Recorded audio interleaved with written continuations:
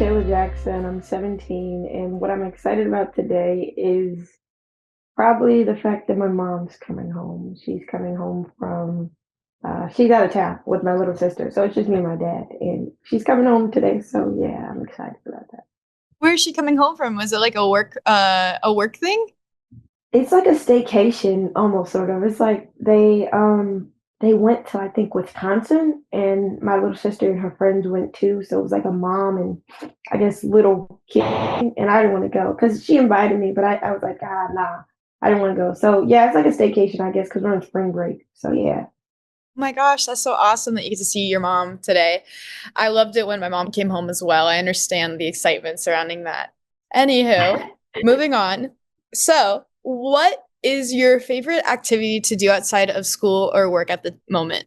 I think my favorite activity at the moment is probably okay. So it's kind of difficult because I play basketball. Well, I did, and I used to really enjoy every time after school that we'd have practice, and so and so practice every day, and so it'd be kind of like not daunting but overwhelming because it was like every single day. But now that it's over, I just miss it, So I think being able to come and play basketball, not on a team, but just like with my friends, um, yeah, I think that's something I look forward to every day as of now, which is like ironic because when we were in season, I low key dreaded it, but that's just because it was so much. But yeah. I understand, especially because like you probably, I mean, you're busy as it is, and like when you turn in your hobby into something that's a little bit less enjoyable, that's gonna be difficult to adjust to, right? Yeah.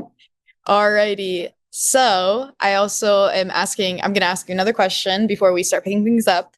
But this is actually also kind of a big question. I always like to preface this because it's supposed to be a little warm-up question, but but it's kind of a bigger one. But what qualities are you of yourself are you most proud of? If you can pick three. All right.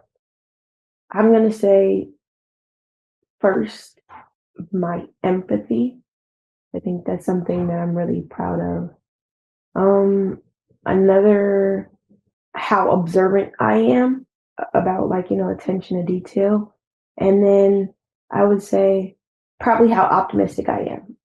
Yeah, about everything. Do I need to explain? Did you want me to explain or I would love it if you could explain. Yeah, but it's up to you.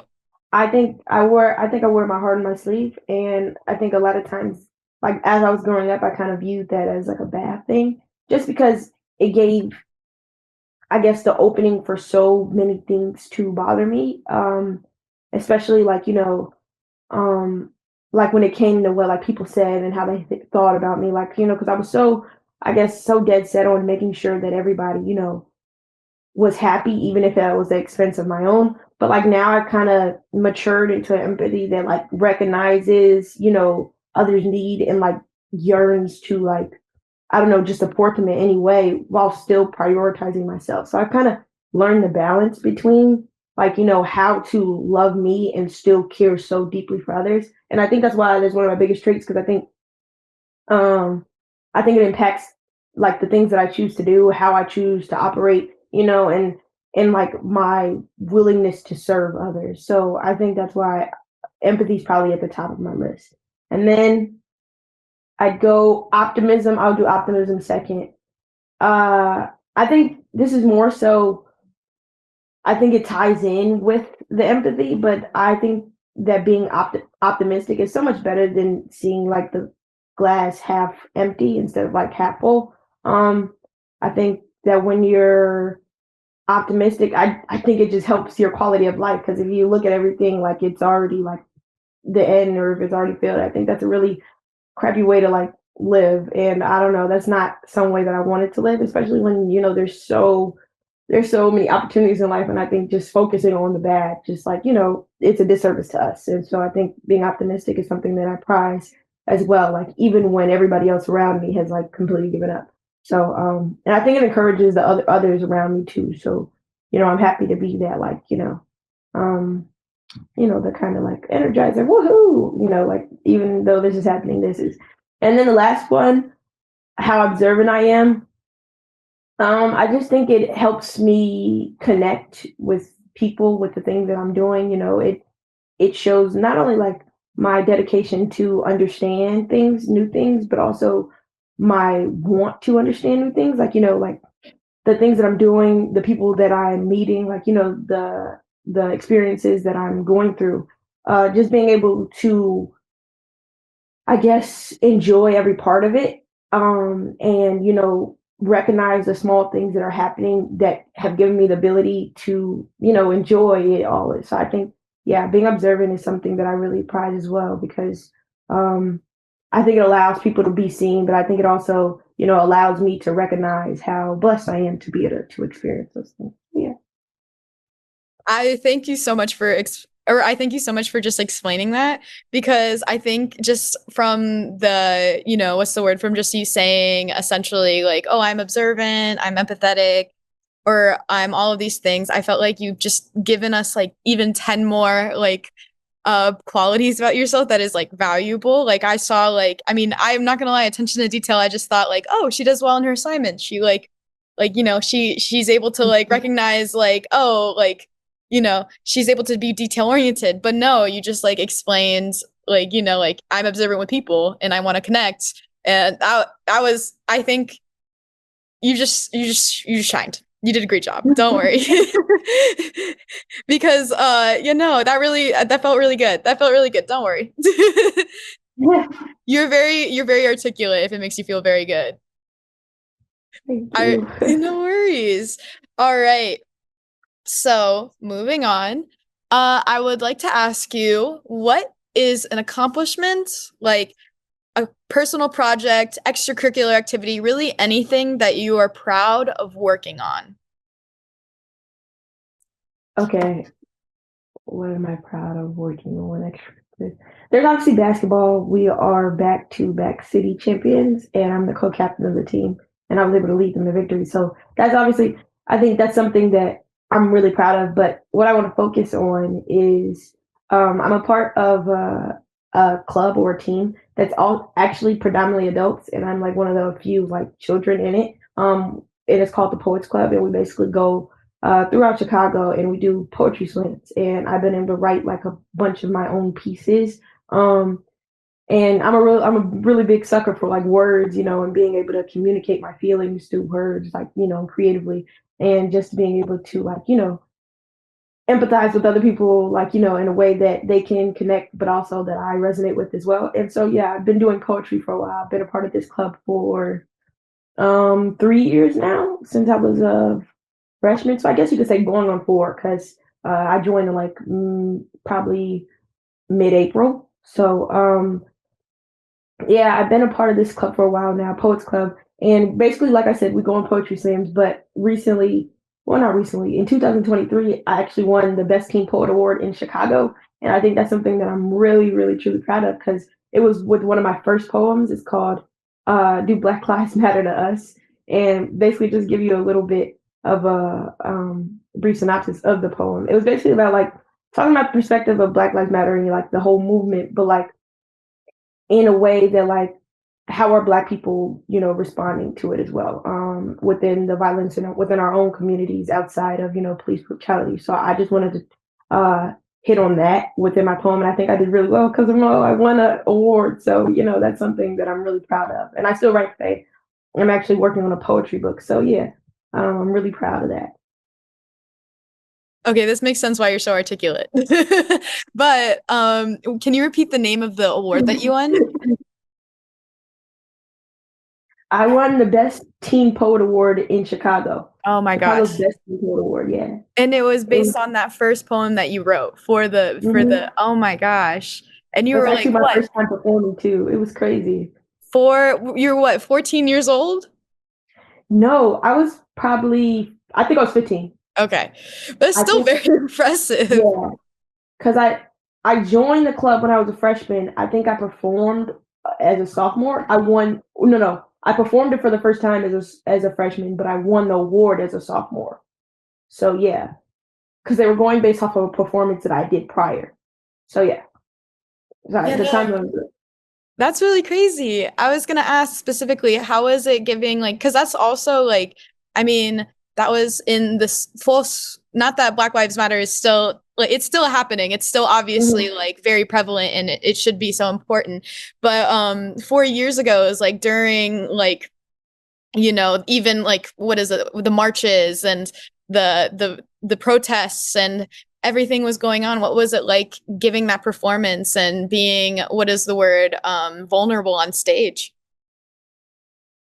Nerve-wracking. I was honestly scared out of my little mind. When I first performed it, I have like immense, like I told you how observant I am. So I'm looking at every face, I'm looking at every like, reaction to the words that I'm saying, and I'm reading into every emotion, which is a crazy thing to do when you're on stage because it's like I don't know, something I couldn't really control, but I'm looking at everybody and then I'm like predicting or assuming their emotions. And not all the time I'm not really right, but I'm assuming the worst. So it was like a really tough process. But my mom said I did good. The crowd was really responsive. I think I've definitely grown in the way that I present my pieces because I know I can write, but I was working on my stage presence so my message could be communicated better. But yeah, I think I emphasized the points of my poem that I wanted to get across in a way that allowed for them to really like receive, I guess, the words that I was saying. So yeah, I think it was daunting, but I think I've grown a lot from it, and I'm glad I did it because yeah, I got something to show for it. So yeah.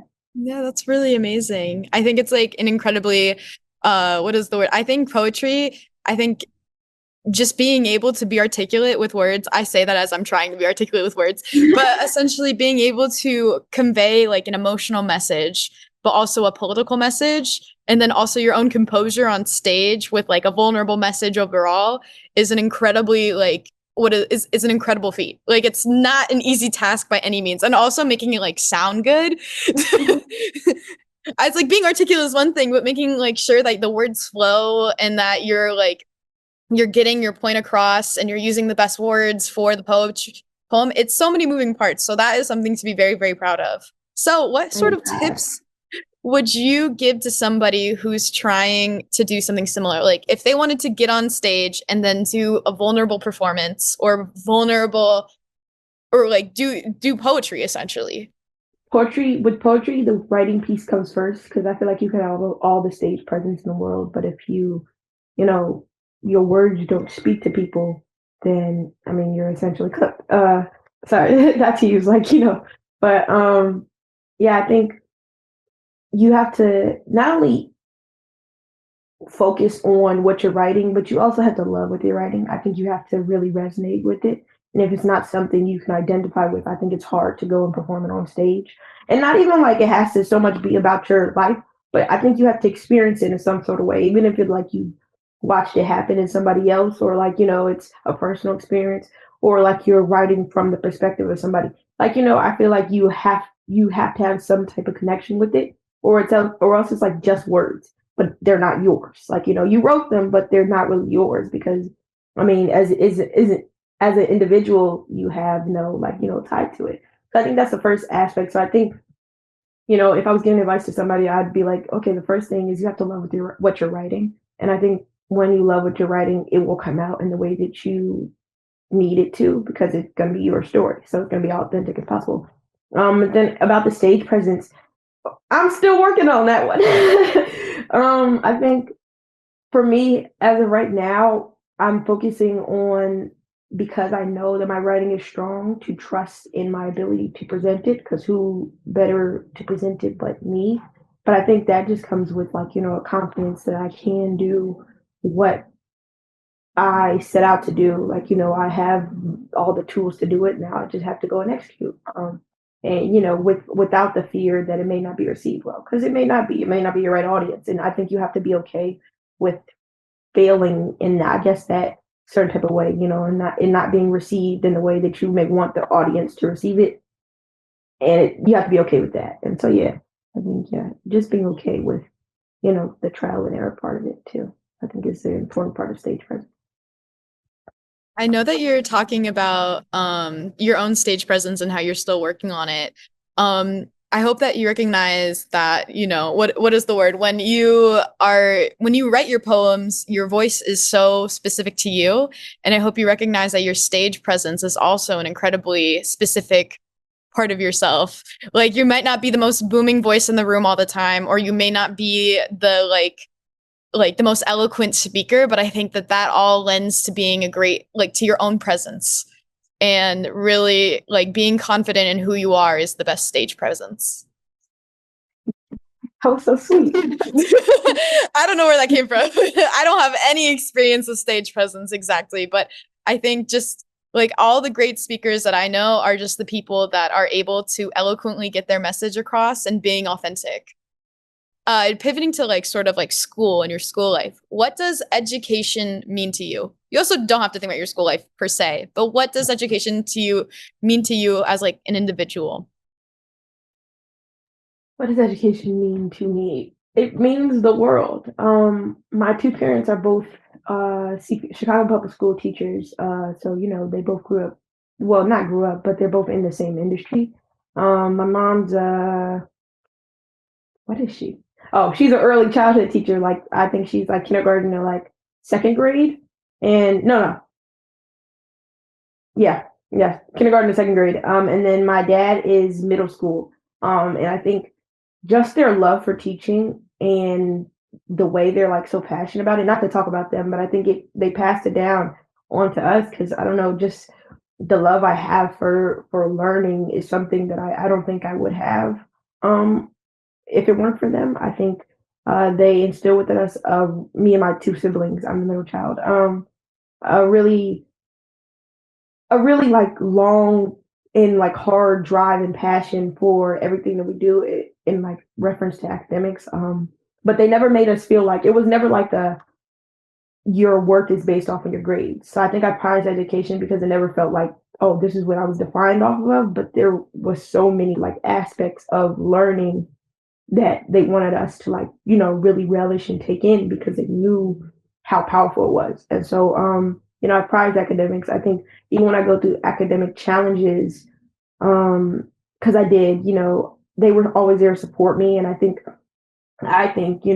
teachers are a godsend. So I think I prize education because my parents, but also just because of the way that I've been able to experience it for myself and learn so much more about myself just through like, learning and being open to learn. Not school specifically, just but like, like learning, So yeah. All right. So moving on to a little bit more of a pretty similar topic, but what's a topic, subject, or skill that you think specifically should be taught in schools? I think I'm gonna go with financial literacy. And I was between that and social emotional skills, but I don't know, sometimes you just have to learn that from experience. So I'm gonna go with financial literacy. I think a lot of us, especially kids that come from like different backgrounds, I think they would benefit from financial literacy classes because a lot of kids don't know, what it takes to live out as an adult in this world. And I'm grateful that my parents, like, made the effort to like just emphasize how important that was. Like, so we learned what a debit card is, what credit was, like the simple things when we were a little kid. So we understood not only the value of money, but just how to survive in a world that is, like so centered around, money. So it's like, and I don't think, because I have friends, not even I have friends, because all my friends are pretty intelligent, but not to say that intelligence is based on how much you know about money, but I just know that like I've seen it in like lower income neighborhoods or like, just like different schools where people don't know like how much is centered and revolved around money beyond just like what clothes you wear, but like how you buy a house, like what a Roth IRA is, it's like different types of stuff that play such a role into like how you live. And I think that if we knew more about that, we would be better equipped as going from being in high school and living under your parents to being sent out in the world, not knowing what to do because nothing prepared you for it unless your parents were, which I'm grateful. Like even is down to like scholarships. A lot of people didn't know how much college costed. Like, I guess they underestimated I guess the how big it was, and how like, how much money goes into college. So yeah, I think financial literacy is something that would be really helpful for my generation specifically. So All right. So tell me about, I think I low key think that I already have an idea in mind since you're already being like, oh, this is not about them, but like, I'm gonna bring them up anyways. But tell me about someone who has left an impact on you and why. I think I know who, unless I don't. darn it, you got me. Yeah, no, I'm gonna have to go with my parents, but I think I'll focus on my dad today because I've talked about my mom a little bit. My dad, my dad was definitely present with the, like I said, social emotional, you know, educational piece as a teacher, but also just as a father. But he was more so, he was really, really like intertwined within my sports life. Um, and excuse me if it sounds like I'm getting choked up because it just I don't know though how much he poured into me when I was playing basketball because I did decide that I don't want to do it in college. So my last game I ever played was this year. Recently our season just ended, probably like 3 weeks ago now. But I think my dad cared so much about my journey and not like wanting to like base how important it was based on how far I go, but just like his love for the game and his love for his daughter and being able to share that for her, I mean with her. So I don't know, I think he made an impact on my life in that way because he made me feel like I was worthy of pouring into, um worthy of the time, worthy of the effort, worthy of all the money he and my mom spent, just to make sure that I could get the farthest that I wanted to go. And he like put it all in my hands, but he was so uplifting the entire time. And so I owe a large part of my basketball journey and just how far I was able to go through, how far I was able to come because of him. Like, I owe it all. I owe a lot of it to him. I think he believed in me before I believed in myself. I struggled with confidence and self esteem for a long time in like all areas, sports, education, books, everything. But he instilled that confidence within me within basketball first, and he made me believe I can do it. So, yeah, and it carries on. It carries on in education, just my life. He's my biggest supporter, my biggest fan. So, yeah, I can talk about him all day, but yeah, I think that impact has been great. So What do you think is something about you that will get left out of standard applications? And if you need me to define standard applications, please let me know. I think something that I think is going to get left out is my willingness to be vulnerable and to explore different things. I don't know if that's like communicated in my application. I doubt it, but I would hope so. But willingness to be vulnerable, like and to experience different things, put me out there. Am I going to be uncomfortable? Yes, but am I willing to do it? Yes, because I know that 9 times out of 10, it's towards like a good cause, and I think that comes from like also my willingness to serve. Like I want to serve any way possible. Like I feel like I'm honoring like who I want to be and how I see myself as I'm able to serve and help other people. And I think my willingness to do that and be in those uncomfortable situations and just explore and learn from experiences, new experiences. I think that's something that isn't communicated on the application that is a really big part of who I am and who I want to be. So yeah, if that makes sense. And I know that's kind of like, but like So, last and final question. What would you say to a student who will be doing their own storyteller interview? so I know that's like crazy, but like I'd say be your most authentic self because if you're not, it will be shown. Like I think, and I think that's like back to my writing. That's that's what I do. I feel like if you're not who you authentically are, it's like I feel like I gave you every aspect of myself or close to like every aspect that you've asked of me. I was very completely honest, and I think that you can't, I guess, communicate how much it means to you. Like in these interviews, like you can't communicate how much a thing means to you or how you associate yourself with one thing if you don't actually believe it. So I think being yourself is being yourself and loving yourself enough to share it. YouTube, if you enjoyed this person's story, don't forget to subscribe below to hear more from our inspiring youth. If you want to apply for our Storyteller Scholarship or get more involved in our organization, click the link below to apply. Thanks for watching!